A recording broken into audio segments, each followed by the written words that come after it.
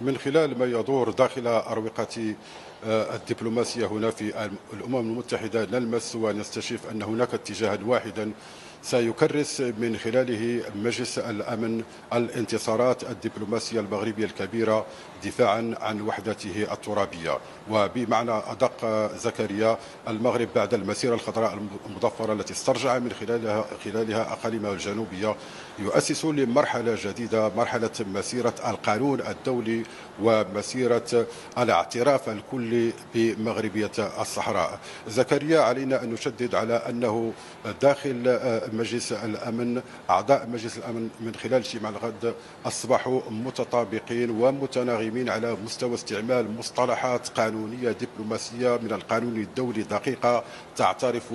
بمغربية الصحراء، بمعنى واضح أن حل هذا النزاع يمر حصريا عبر مقترح الحكم الذاتي كخيار واقعي سياسي براغماتي من أجل تسوية دائمة لملف الصحراء المغربية التي يعتبرها المغرب قضية وجود لا قضية حدود. زكريا، أعضاء مجلس الأمن الدولي الدائمون حسموا موقفهم بوضوح، فبعد الولايات المتحدة الأمريكية، فرنسا، بريطانيا، جاء الدور على روسيا الاتحادية التي أعلنت قبل أيام عن تحول جوهري معبرة عن استعدادها لدعم مبادرة الحكم الذاتي. خارج الدائرة الضيقة لمجلس الأمن، القوى الكبرى اختارت أيضا وبوضوح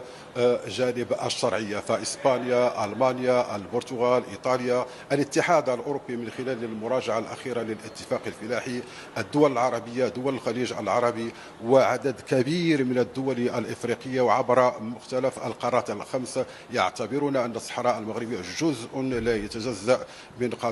من الوحدة الترابية المغرب في إطار السيادة المغربية من خلال الحكم الذاتي. هذا الزخم الدبلوماسي زكريا هو الذي يؤطر بالفعل اجتماع الغد، اجتماع مجلس الأمن، وهو زخم باعتراف كبريات الدول، هو نتاج السياسة المستنيرة والحكيمة لجلالة الملك محمد السادس الذي يقود المغرب نحو حسم نهائي لملف الصحراء المغربية من أجل ازدهار واستقرار المنطقة. شكرا لك زهير الدودي، موفد القناة إلى نيويورك لمتابعة